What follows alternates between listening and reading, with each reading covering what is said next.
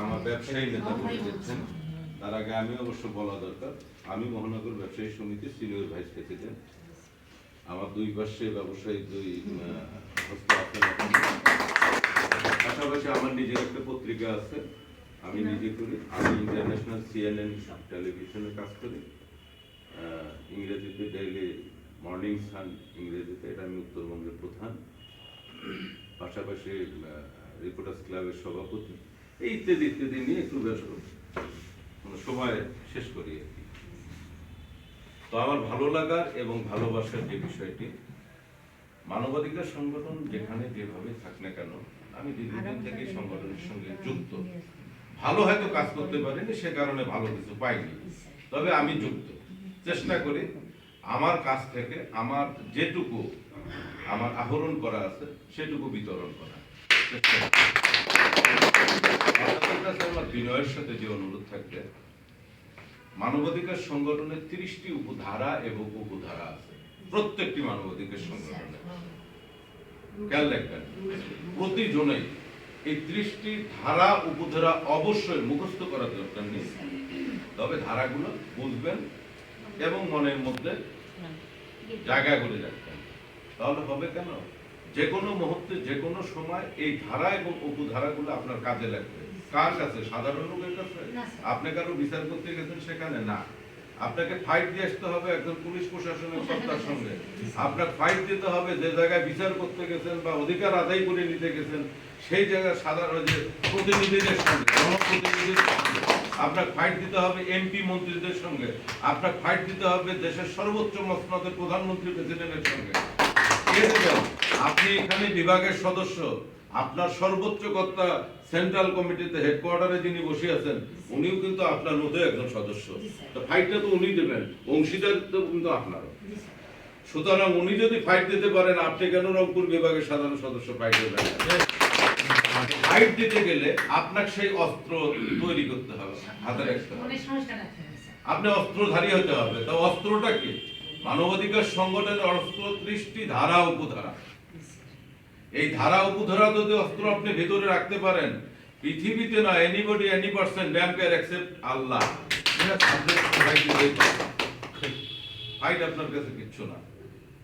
আমি আমার বন্ধুবর শহীদুল ইসলাম খোকন, তার দীর্ঘদিনের স্ট্রাগল করছে তার লাইফে, যেটা এটা আমার সচক্ষে দেখা, আপনাদেরও অনেকে সচক্ষে দেখা। তুষের আগুনের মতো পুড়তে পুড়তে আজও জ্বলছেন তিনি, থামিয়ে যাননি। এজন্য আমি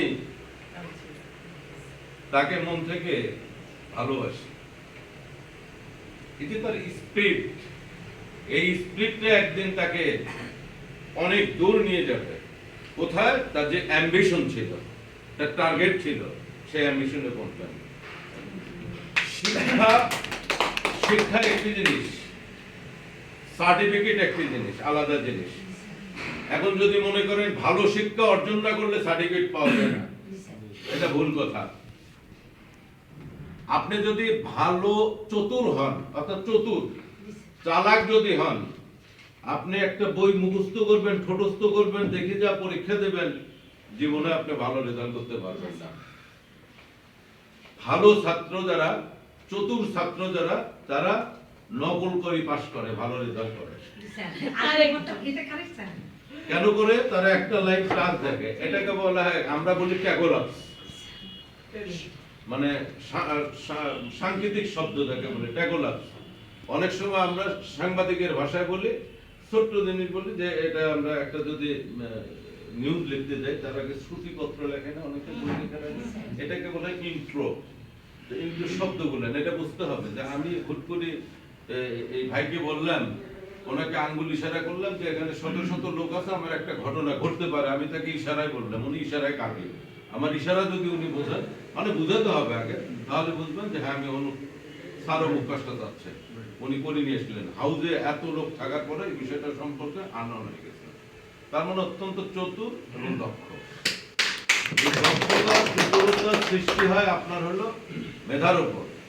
এখন মেধা সম্পন্ন ব্যক্তি যদি মনে করেন আমি পরীক্ষা দিয়ে সর্বোচ্চ সার্টিফিকেট অর্জন করছি, বাংলাদেশে আমি স্নানকৃত একজন ছাত্র, আমি কি বলে ওটাকে, না পিএইচডি না, আপনাকে যে এখন গ্রেড যেটা আসছে, আমরা তো গ্রেড পাইনি এক সময়, না না BCS না, আমরা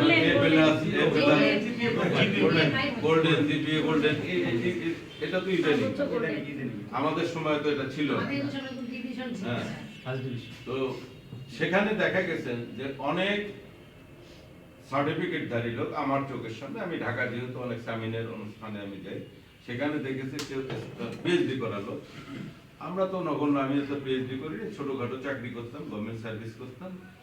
এই জন্য আমি চিন্তা করি যে পিএইচডি ডক্টরেট করে লোক আমার পাশে বসা, আমার শব্দের ত্রুটি থাকতেই পারে, হতেই পারে। এটা যদি ক্ষমাযোগ্য না দেখেন, চোখে না দেখেন, তো দেখবেন কে? ওনাদের বক্তব্য আমি শুনেছি। ওনাদের বক্তব্য হলো, পুঁথিতে যা পড়েছেন তাহাই আপনাকে শুনিয়েছেন, বাস্তবতার আশেপাশে। তা আপনার বাস্তব জীবনটাকে যদি আপনি উপলব্ধি না করতে পারেন, আপনি কিসের অধিকার আদায় করবেন? বাস্তব জীবনটা আপনাকে আদায় করার জন্য বাস্তবতার সঙ্গে মিশতে হবে। বাস্তবতা কি? আপনি জীর্ণ কুঠিরে একজন লোক স্টেশনের প্রতিকে ফ্লোরে শুয়ে রাত্রি যাপন করে, মশা মাছি ধুলো বালি দিয়ে সেখান থেকে ঘুম থেকে ওঠার পরে আবার জীবিকার কারণে আবার চলে যাচ্ছেন, আপনাকে তাকে যদি ফলো করতে হবে। তার মানে আমি যদি ওই জায়গায় নাও করতে পারি, কিন্তু তার অবস্থাটাকে আপনি দেখতে হবে, বাস্তবতাটাকে দেখতে হবে। দেখার পরে দেখবেন যে উনি কোন কোন অধিকার থেকে লঙ্ঘিত, কি কি অধিকার থেকে উনি লঙ্ঘিত। এই অধিকার তো আপনি পূরণ করতে পারবেন না। এখন ওনাকে যদি মনে করেন যে তোমাকে আমি সামাজিক জায়গায় একটা নিয়ে আসবো, ভালো জায়গা, আমি যেভাবে বসবাস করি তোমাকে তাই নিয়ে আসতে হবে, তাহলে আপনাকে 1 খণ্ড জমি দিতে হবে, 2টে ঘর করে দিতে হবে, তার যা যা চাওয়া পরে এটা দিতে হবে, টাকা পয়সা অর্থ সম্পদ সবই যখন দেবেন, ব্যাপক পয়সার ব্যাপার। এটা তো আমার দ্বারা